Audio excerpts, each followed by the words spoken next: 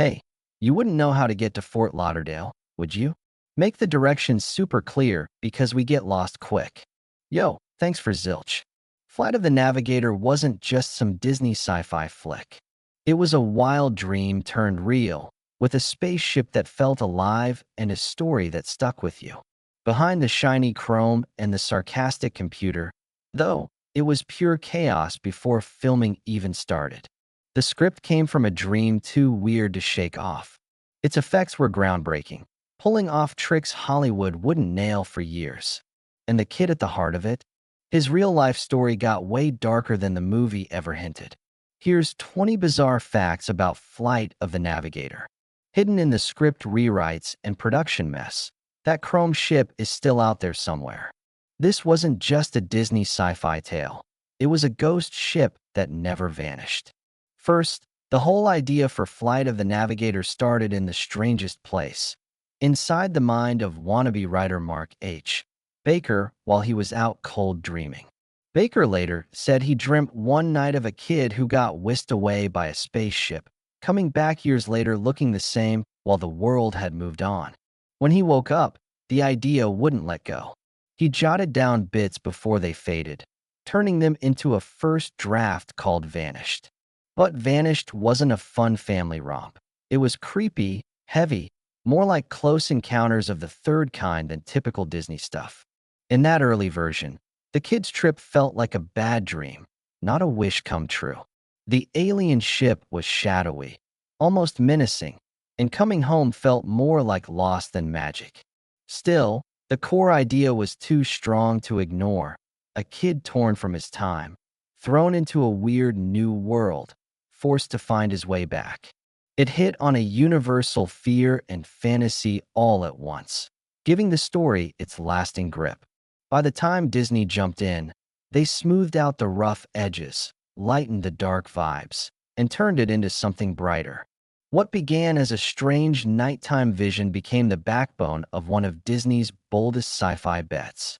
It all kicked off with a dream that wouldn't quit. "Open the door, you little troublemaker." "You hear me?" I said. "Who are you?" "Who are you?" "I'm David. This is my house." "You must have got the wrong place, sweetheart." Second, before Disney picked Randall Kleiser, they flirted with a totally different director. Brian De Palma. Yeah, the guy who made Scarface and Carrie.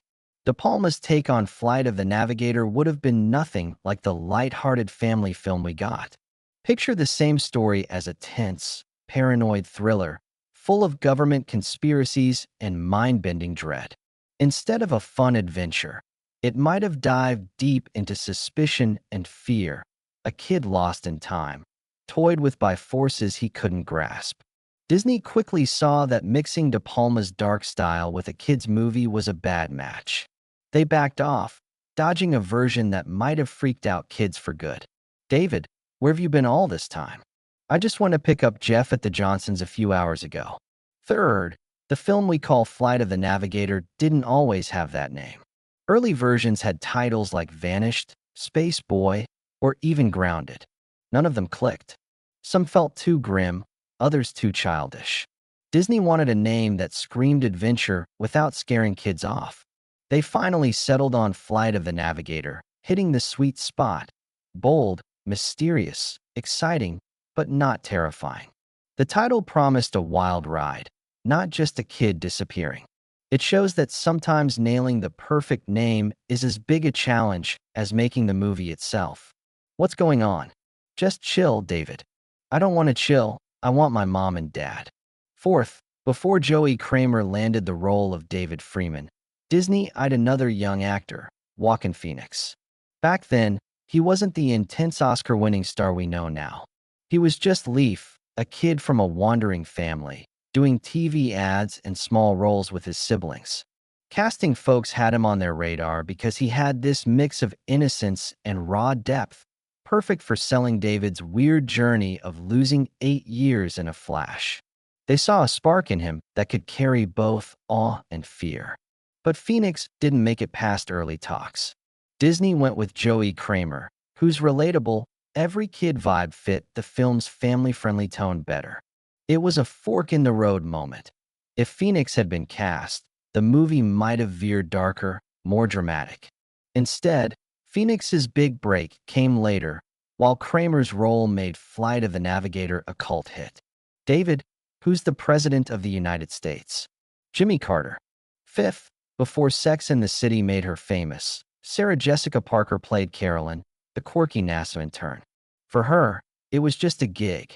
Years later, she said it felt like a summer job, nothing special, no big memories, just a paycheck. But for fans, her wide-eyed charm added a special spark, a burst of personality in a world of stiff scientists and military types. The irony? A role she barely thought about became unforgettable for viewers. It's proof that even small parts can stick with fans way longer than the actors expect. Hey, I'm Caroline McAdams. You must be starving after that trip. Huh? What's this thing? That's Ralph. Ralph? Yup. Robotic assistant, labor facilitator. Sixth, you'd think epic alien landscapes would be shot overseas and regular streets at home. But Flight of the Navigator flipped that. All the outdoor scenes, Florida neighborhoods, forests, skies, were shot in the US.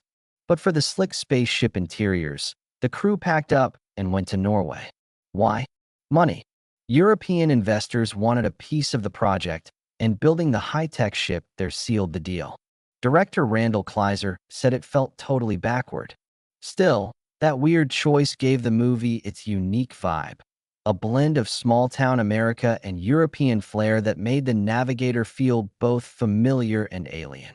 You know what? You're a strange kid. Me? I'm not the one with purple hair. Oh.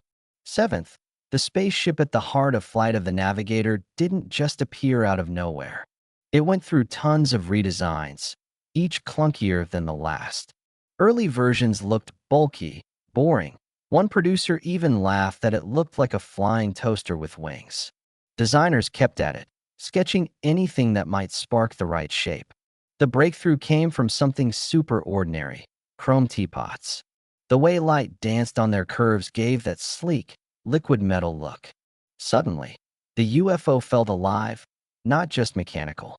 To nail it, Disney brought in Michael Sheffey, the guy who designed the DeLorean for Back to the Future.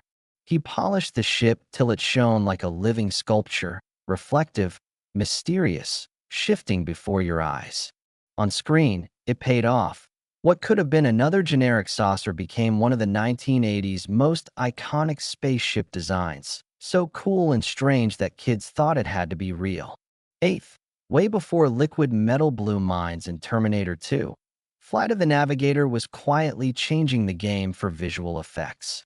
The spaceship morphing from a dull shell to a shiny, reflective dart was one of Hollywood's first stabs at full CGI reflections. Back then, computer effects were brand new.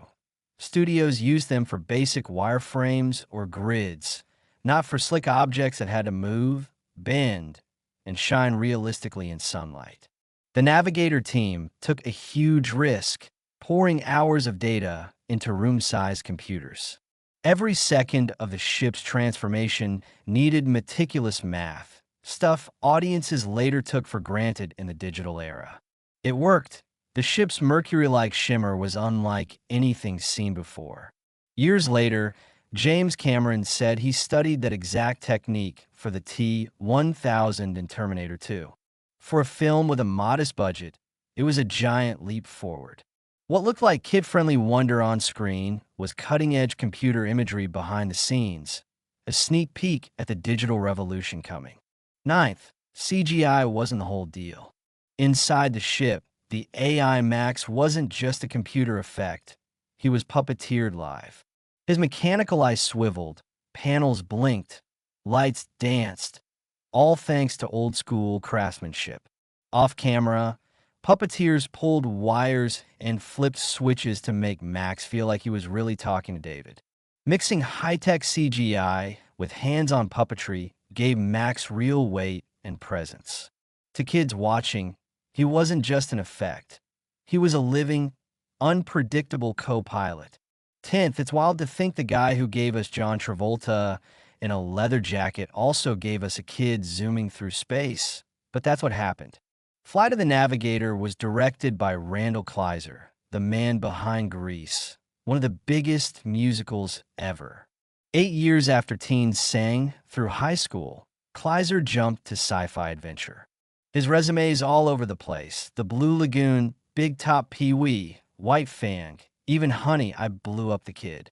But in Navigator, he slipped a nod to his past. The movie starts in 1978, the year Grease took over. For eagle-eyed fans, it's a subtle wink from a director who kept hopping between genres. I hit up a concert with some buddies last night. For real? My mom took me to see the Beatles a couple months back. Who'd you see? Twisted Sister. Never heard of her. It's a band. Oh, right, it's them. 11th. Max's snarky voice might ring a bell. And it should. It's Paul Rubens, aka Pee Wee Herman. But check the credits, and you won't see his name. He used a cheeky alias Paul Mall instead. Rubens didn't want Pee Wee's massive fame stealing the movie's thunder. In the mid-'80s, Pee Wee was everywhere, packing theaters and ruling Saturday mornings. By sneaking into the role under a fake name, Rubens gave Max a fresh, surprising personality. Fans only later figured out the voice-cracking jokes in the spaceship was the same guy yelling "tequila" in a gray suit and bow tie. That's it, Davey. If you want to learn to swim, you gotta jump in the water. 12th, when David first boards the alien ship. Its computer voice isn't fun or playful. Max starts off cold, almost robotic, more machine than Buddy. That was on purpose. The filmmakers wanted the ship to feel alien, a puzzle David and the audience couldn't fully trust. But everything shifts when Max scans David's brain. Suddenly, the ship doesn't just get Earth, it feels it. Max starts using David's slang, humor, and pop culture references, going from stiff to joking, throwing out Pee Wee's iconic laugh, acting like a cheeky pal instead of an alien overlord. That change wasn't just for laughs, it was character growth. Max wasn't just a ship. He was a being who learned, adapted, and bonded with David as the story rolled on. For kids in 1986, it was like watching a robot figure out friendship live. That's why the second half of the movie hits so hard. Max didn't just fly David home. He became a mirror of the kid's spirit, proof even an alien machine could learn to be human. 13th, most 80s Disney adventures had big orchestral scores, but Flight of the Navigator sounded like it came from another galaxy. That's because Alan Silvestri, the guy behind Back to the Future and Romancing the Stone, skipped strings and horns. He used a synclavier, one of the first digital synthesizers ever. It wasn't some keyboard you'd find at a music store. It was a massive, $1 million supercomputer taking up whole rooms, making sounds no human could play. Silvestri programmed every note, layering textures that pulsed, shimmered, and twisted like alien signals. The result was eerie, futuristic, matching the shiny ship and Max's odd personality perfectly. For kids in 1986, it wasn't just different, it felt like a signal from the future. Long before electronic scores were normal in Hollywood, Silvestri showed machines could make music as emotional and powerful as an orchestra. His experiment made Navigator one of the most unique-sounding films of its time, a movie where even the soundtrack screamed you weren't on Earth. 14th, we love the Max who cracks jokes and mimics Pee Wee, but that wasn't the original plan.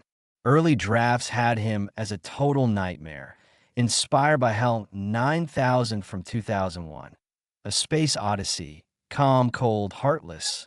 That Max wasn't David's buddy. He was his captor, ignoring commands, steering the ship against the kid's will, studying him like a lab rat. Instead of a fun sidekick, David would have been stuck with a creepy, all-knowing machine treating him like cargo. Disney realized that version would have turned Flight of the Navigator into a horror flick. So they flipped it, making Max a lighter, fun presence full of slang, jokes, and that Pee Wee laugh. It wasn't just a rewrite, it was a lifesaver. If Max had stayed a HAL-like menace, Kids would have been scared, not charmed. 15th, the final flight of the Navigator feels tight, but behind the scenes, entire subplots got filmed and then ditched. One weird one involved Caroline, the NASA intern played by Sarah Jessica Parker. In a cutscene, when David gets back to 1978, he meets a younger Caroline, his age, a trippy time travel twist hinting at paradoxes. Disney axed it, worried it'd confuse the story. Other ideas didn't even make it a film. Early scripts had scientists rebuilding the ship from David's memories, and an alien that ended up as a slimy slug was originally way creepier. These cuts shaved off the film's weirdest edges, leaving the version that became a cult classic. Carol, I gotta get out of here. David, call my parents. Tell them what's happening. Yo, what's he doing? Please.